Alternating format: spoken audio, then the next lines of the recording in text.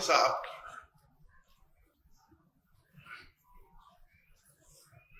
फिर उन्होंने अपनी व्यथा अपनी धर्मपत्नी सुलक्षणा देवी को सुनाया, सुलक्षणावती को सुनाया। आमीन माता जिसको हम कहते हैं, धनी धर्मदास जी साहब की पत्नी, उनका नाम पहले सुलक्षणावती था, सुलक्षणा देवी, सुलक्षणावती कहते हैं।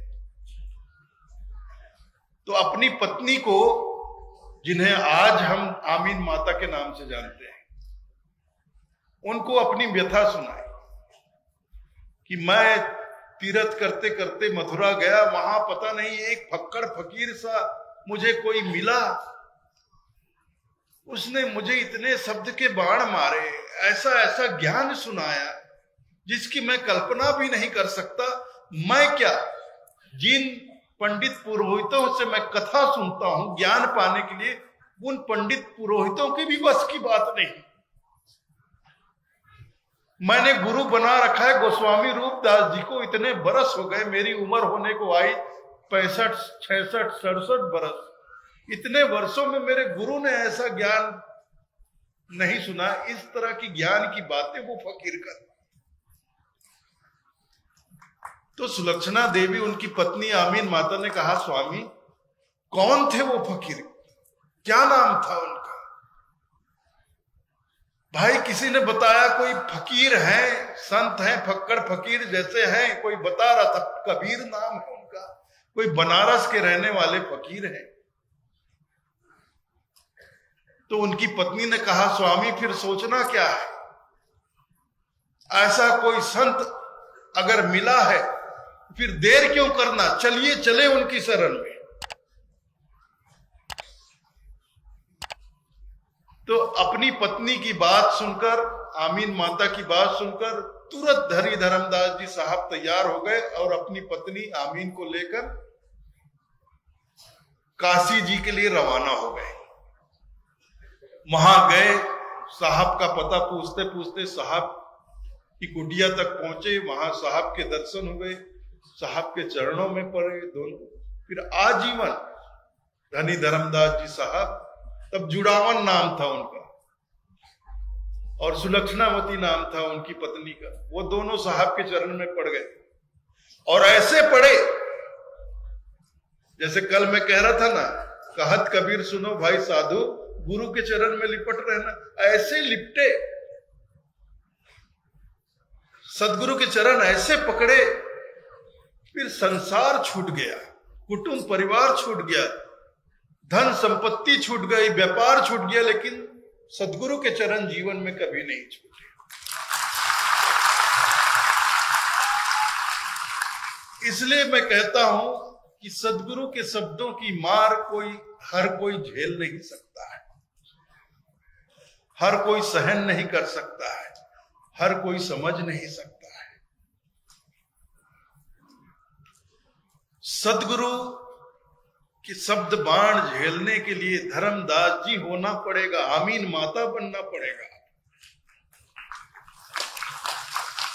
इसीलिए अक्सर मैं कहता हूं, धनी धर्मदास जी साहब कबीर पंथ के आदर्श पुरुष हैं, आदर्श पुरुष है, और आमीन माता कबीर पंथ की आदर्श महिला है। हम कबीर पंथियों के लिए ये दोनों जो हैं, धनी धर्मदास जी साहब और आमीन माता, हमारे आदर्श हैं। ये हमें सिखलाते हैं कि सदगुरु के चरण में कैसे जाएं, किस तरह से जाएं, कैसे समर्पण भाव से जाएं, किस भक्ति भाव से जाएं, किस प्रेम भाव से जाएं, किस सेवा भाव से जाएं।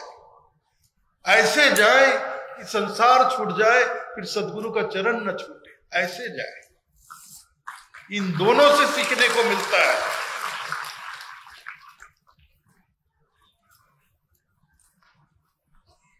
तो सदगुरु वो जो हर कदम पर सत्य की तपस्या करता है, हर कोई नहीं कर सकता। जो संसार के झूठे मान सम्मान,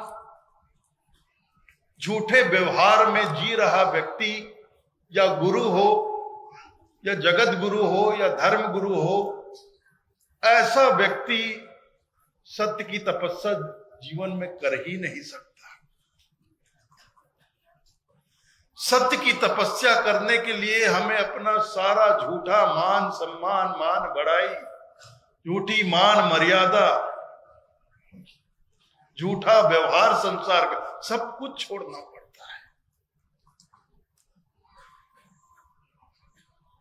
सत्य की तपस्या साधारण नहीं, असाधारण।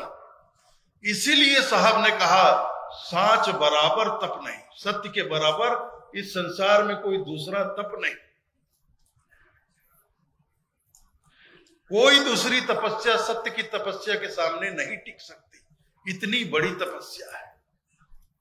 झूठे व्यवहार में जीने वाले लोग तो कतई सत्य की तपस्या नहीं कर सकते। सत्य की तपस्या करने का अर्थ क्या है कि जीवन में कितनी भी विषम परिस्थिति आ जाए, विपरीत परिस्थिति आ जाए, प्रतिकूल परिस्थिति आ जाए, हमें सत्य के मार्ग से विचलित नहीं होगा। हमें सत्य का साथ नहीं छोड़ना है, चाहे वह कर्म से हो, वचन से हो या मन से हो। सत्य के मार्ग पर अडिग रहना है, लेकिन बड़ा मुश्किल है। एक बार क्या हुआ, एक राजा था, बड़ा दंभी था, बड़ा दंभी था। अपने दरबार में तमाम चापलूसों को भरकर रखा हुआ था, जो उसकी वाहवाही, झूठी तारीफ करते थे, झूठा उसका मान सम्मान करते थे, झूठा गुणगान करते थे। ऐसी लोगों को अपने दरबार में भर के रखा और अपने राज्य में किसी गुणवान व्यक्ति के कोई कदर नहीं करता था। जो लोग लायक होते थे, जो श्रेष्ठ होते थे, जो गुणवान होते थे, जो शिक्षित होते थे, ऐसे लोगों का कोई पूछ परख नहीं। जो चापलूसी करे, आज की भाषा में कहें तो जो चमचागिरी करे, अपने दरबार में पूरे चमचों को भर के रखा। बस यही हाल था उस राजा का। क्या हाल था? अंधेर नगरी चौपट राजा, टके शेर भाजी और टके शेर खाजा। ये हाल था उसके राज्य का।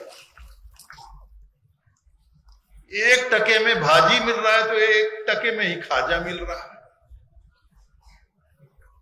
मतलब गधे और घोड़े की एक ही कीमत। उसके राज्य में गधे की और घोड़े की एक ही कीमत। घोड़े का कोई महत्व ही नहीं, सब गधे ही राज कर रहे थे वहां। गधे ही आगे खड़े हुए थे और अच्छे नस्ल के गुणकारी घोड़े, सरपट भागने वाले घोड़े सब पीछे। चमचे रूपी गधों ने सब घोड़ों को पीछे कर रखा था। वही उन्हीं का दबदबा, गधों का दबदबा। तो ये बात एक युवक को खटक गई। वो युवक शिक्षित था, बुद्धिमान था, ईमानदार था, बड़ा योग्य था। उसको ये बात अच्छी नहीं लगती कि मेरे राज्य का ऐसा हाल है।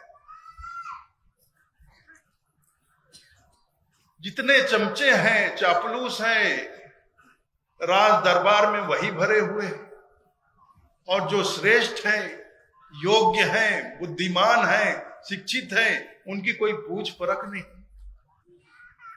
इस राजा को कैसे समझाया जाए? इस राजा की अकल कैसे ठिकाने पर लाई जाए? उसने विचार किया। विचार करने के बाद उसने एक योजना बनाई, और योजना बनाकर वो एक दिन राजमहल में, दरबार में पहुंच गया। और पहुंचा तो अपनी वेशभूषा बिल्कुल ऐसा बनाकर पहुंचा जैसे देवी देवताओं का वेशभूषा होता है। जैसे हम लोग सीरियल में देखते हैं ना, टेलीविजन में देवी देवताओं का सीरियल आता है, तो उस युग में देवी देवता लोग कैसे वस्त्र पहनते थे, कैसे आभूषण पहनते, वैसे ही वस्त्र व आभूषण पहनकर वो राज दरबार में पहुंच गया, राजा को प्रणाम किया, प्रणाम करके कहा महाराज आपको प्रणाम है मेरा।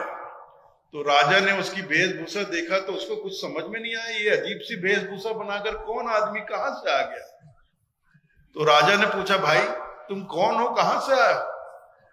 तो उस व्यक्ति ने कहा महाराज मैं इस लोक का वासी नहीं हूं, मैं देवलोक का वासी हूं।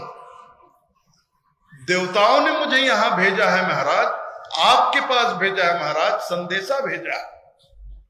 अरे देवताओं ने तुम्हें मेरे पास भेजा है, संदेशा भेजा है, ऐसा क्या संदेशा है, जल्दी बताओ मुझे। तो उस व्यक्ति ने कहा महाराज आपके राजकाज से देवलोक के सारे देवता प्रसन्न है महाराज, प्रतिदिन आपकी तारीफ होती, तारीफ करते नहीं थकते महाराज।